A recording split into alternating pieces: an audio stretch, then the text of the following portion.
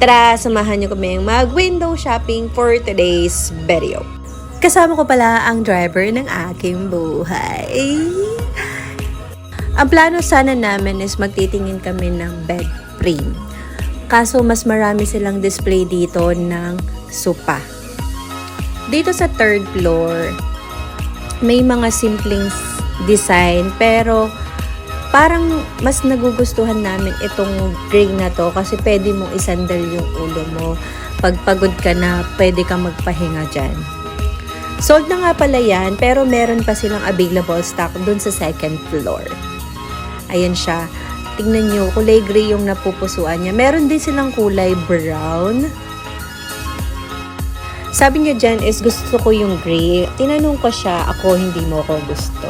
Oh my God, ang harat! Ayan, tignan nyo siya, ilang beses niyang binalikan